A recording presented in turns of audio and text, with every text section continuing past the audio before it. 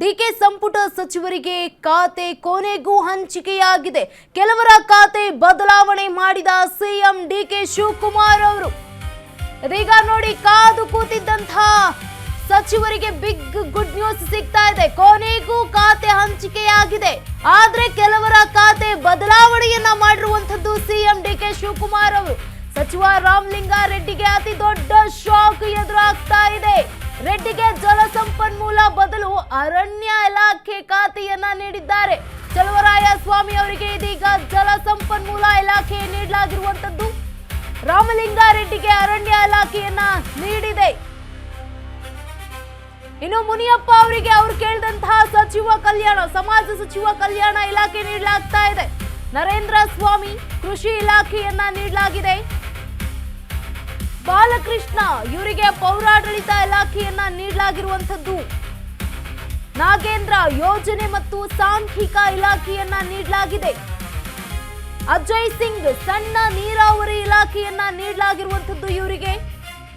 ಇದೀಗ ವಿಜಯಾನಂದ ಕಾಶಪ್ಪನವರು ಸಣ್ಣ ಕೈಗಾರಿಕೆ ಇಲಾಖೆಯನ್ನ ನೀಡಲಾಗಿದೆ. ಡಿಕೆ ಶಿವಕುಮಾರ್ ಅವರ ಸಂಪುಟ ಸಚಿವರಿಗೆ ಈಗ ಖಾತೆ ಹಂಚಿಕೆಯಾಗಿದೆ. ಡಿಕೆ ಸಂಪುಟ ಸಚಿವರಿಗೆ ಕೊನೆಗೂ ಕೂಡ ಖಾತೆ ಹಂಚಿಕೆಯಾಗಿರುವಂತದ್ದು.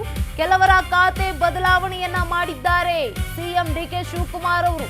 ಸಚಿವ ರಾಮಲಿಂಗಾರೆಡ್ಡಿ ಅವರಿಗೆ ಅತಿ ದೊಡ್ಡ ಶಾಕ್ ಎದುರಾಗ್ತಾ ಇದೆ. ರೆಡ್ಡಿ ಅವರಿಗೆ ಈಗ ಜಲಸಂಪನ್ಮೂಲ ಬದಲು ಅರಣ್ಯ ಇಲಾಖೆಯನ್ನ ನೀಡಲಾಗಿರುವಂತದ್ದು. ಚಲುವರಾಯಸ್ವಾಮಿ ಅವರಿಗೂ ಕೂಡ ಈಗ ಜಲಸಂಪನ್ಮೂಲ ಇಲಾಖೆಯನ್ನ ನೀಡಲಾಗಿದೆ. ಬದಲಾಗಿರುವಂತಹ ಇಲಾಖೆ ಇದು. ರಾಮಲಿಂಗಾರೆಡ್ಡಿ ಅವರಿಗೆ ಅರಣ್ಯ ಇಲಾಖೆಯನ್ನ ನೀಡಲಾಗಿದೆ. ಇನ್ನ ಕೆಎಚ್ ಮುನಿಯಪ್ಪ ಅವರಿಗೆ ಸಮಾಜ ಕಲ್ಯಾಣ ಇಲಾಖೆಯನ್ನ ನೀಡಲಾಗಿರುವಂತದ್ದು. ನರೇಂದ್ರ ಸ್ವಾಮಿ ಇವರಿಗೆ ಕೃಷಿ ಇಲಾಖೆಯನ್ನ ನೀಡಲಾಗಿದೆ. ಬಾಲಕೃಷ್ಣ ಪೌರಾಡಳಿತ ಇಲಾಖೆಯನ್ನ ನೀಡಲಾಗಿರುವಂತದ್ದು ಈ ಸಚಿವರಿಗೆ.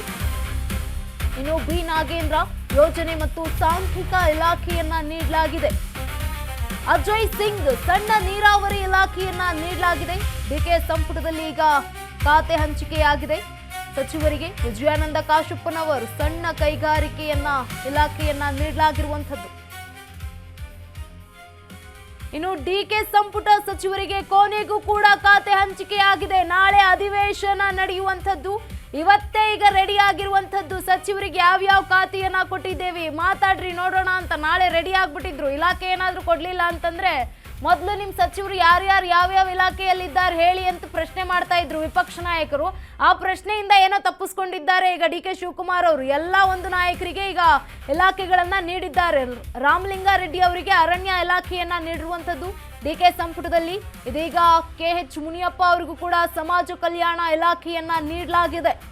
ಈ ಒಂದು ಸಮಾಜ ಕಲ್ಯಾಣ ಇಲಾಖೆಗೆ ದೊಡ್ಡ ಪೈಪೋಟಿ ನಡೀತಾ ಇತ್ತು. ಇನ್ನ ನರೇಂದ್ರ ಸ್ವಾಮಿ ಕೃಷಿ ಇಲಾಖೆಯನ್ನ ನೀಡಲಾಗಿರುವಂತದ್ದು.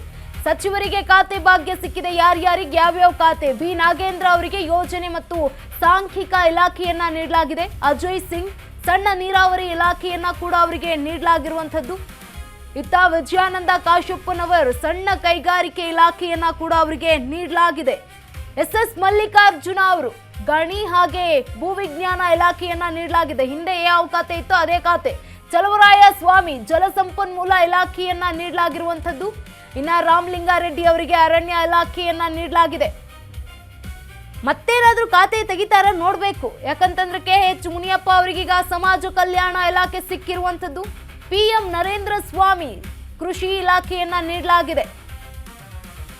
ಇನ್ನು ಎಚ್.ಸಿ. ಬಾಲಕೃಷ್ಣ ಅವರು ಇವ್ರಿಗೂ ಕೂಡ ಪೌರಾಡಳಿತ ಇಲಾಖೆಯನ್ನ ನೀಡಲಾಗಿರುವಂತದ್ದು. ಬಿ ನಾಗೇಂದ್ರ ಅವರಿಗೆ ಯೋಜನೆ ಮತ್ತು ಸಾಂಖ್ಯಿಕ ಇಲಾಖೆಯನ್ನ ನೀಡಲಾಗಿದೆ. ಡಿಕೆ ಶಿವಕುಮಾರ್ ಅವರ ಸಂಪುಟದ ಸಚಿವರಿಗೆ ಈಗ ಇಲಾಖೆಯ ಹಂಚಿಕೆ ಕೂಡ ಆಗಿರುವಂತದ್ದು. ಕಳೆದ ಒಂದು ವಾರದಿಂದ ಸಚಿವರಿಗೆ ಯಾವಾಗ ಯಾವ ಖಾತೆಯನ್ನ ಕೊಡ್ತೀರಾ, ಯಾವ ಇಲಾಖೆಯನ್ನ ಕೊಡ್ತೀರಾ ಅನ್ನುವಂಥ ಪ್ರಶ್ನೆಗಳು ಜೋರಾಗಿತ್ತು. ಅದರಲ್ಲೂ ಕೂಡ ಏನು ಈ ಸಚಿವರು ಇದ್ದಾರಲ್ಲ, ಎಲ್ಲ ಸಚಿವರು ಕೂಡ ದೊಡ್ಡ ಮಟ್ಟದ ಲಾಭಿಯನ್ನ ನಡೆಸ್ತಾ ಇದ್ರು. ನಮ್ಗೆ ಆ ಖಾತೆ ಬೇಕು, ಈ ಖಾತೆ ಬೇಕು ಅಂತ. ಇನ್ನ ಮಧು ಬಂಗಾರಪ್ಪ ಅವ್ರಿಗೂ ಕೂಡ ಶಿಕ್ಷಣ ಇಲಾಖೆ ನೀಡಲಾಗಿದೆ. ಇನ್ನ ವಕ್ಫ್ ಮತ್ತು ಹಜ್ ಆರೋಗ್ಯ ಇಲಾಖೆಯನ್ನ ನೀಡಲಾಗಿರುವಂತದ್ದು ಯುಟಿ ಖಾದರ್ ಅವರಿಗೆ. ಚಲುವರಾಯಸ್ವಾಮಿ ಅವರು ಜಲಸಂಪನ್ಮೂಲ ಇಲಾಖೆಯನ್ನ ನೀಡಲಾಗಿದೆ. ಅರಣ್ಯ ಇಲಾಖೆಯನ್ನ ನೀಡಲಾಗಿರುವಂತದ್ದು ರಾಮಲಿಂಗಾರೆಡ್ಡಿ ಸಚಿವರಿಗೆ. ಕೆಎಚ್ ಮುನಿಯಪ್ಪ ಸಮಾಜ ಕಲ್ಯಾಣ ಇಲಾಖೆಯನ್ನ ನೀಡಲಾಗಿದೆ. ಸಚಿವರಿಗೆ ಈಗ ಖಾತೆ ಭಾಗ್ಯ ಕೂಡ ಸಿಗ್ತಾ ಇದೆ. ಪಿಎಂ ನರೇಂದ್ರ ಸ್ವಾಮಿ ಕೃಷಿ ಇಲಾಖೆ ನೀಡಲಾಗಿರುವಂಥದ್ದು. HC ಬಾಲಕೃಷ್ಣ ಪೌರಾಡಳಿತ ಇಲಾಖೆಯನ್ನ ನೀಡಲಾಗಿದೆ. DK ಶಿವಕುಮಾರ್ ಅವರ ಸಂಪುಟದ ಸಹೋದ್ಯೋಗಿಗಳ ಈ ಒಂದು ಇಲಾಖೆಗಳು. ಬಿ ನಾಗೇಂದ್ರ ಯೋಜನೆ ಮತ್ತು ಸಾಂಖ್ಯಿಕ ಇಲಾಖೆ. ಏನು ನಾಳೆ ಅಧಿವೇಶನ ಇತ್ತು, ಅಧಿವೇಶನ ಆರಂಭ ಆಗೋದಕ್ಕಿಂತ ಮುಂಚೆನೆ ಈಗ ಸಚಿವರಿಗೆ ಖಾತೆಯ ಭಾಗ್ಯವನ್ನ ಕೂಡ ನೀಡಲಾಗಿರುವಂಥದ್ದು. ನಾಳೆ ವಿರೋಧ ಪಕ್ಷದವರೆಲ್ಲರೂ ರೆಡಿ ಆಗ್ಬಿಟ್ಟಿದ್ರು, ನಾವು ಈ ಪ್ರಶ್ನೆ ಕೇಳಬೇಕು, ಆ ಪ್ರಶ್ನೆ ಕೇಳಬೇಕು, ಯಾರ್ಯಾರು ಯಾವ್ಯಾವ ಇಲಾಖೆಯಲ್ಲಿದ್ದಾರೆ, ಯಾವುದು ಇಲಾಖೆ ಇಲ್ಲ ಅಂತಂದ್ರೆ DK ಶಿವಕುಮಾರ್ ಅವರನ್ನೇ ಟಾರ್ಗೆಟ್ ಮಾಡಬೇಕು ಅಂತ.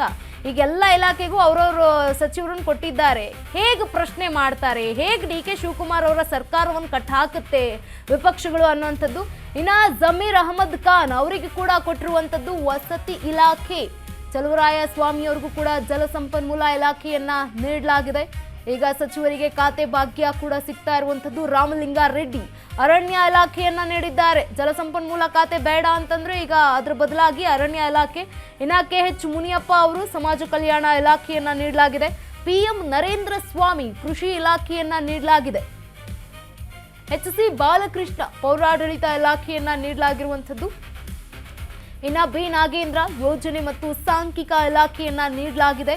ಇನ್ನು ನಾಗೇಂದ್ರ ಅವ್ರದ್ದು ಒಂದು ರೀತಿಯಾದಂತಹ ಪ್ರಶ್ನೆ ಆಗ್ತಾ ಇದೆ, ನಾಳೆ ಏನಾಗುತ್ತೆ ಅನ್ನುವಂಥ ಇನ್ನೂ ಕೂಡ ಪ್ರಶ್ನೆ ಆಗ್ತಾ ಇದೆ.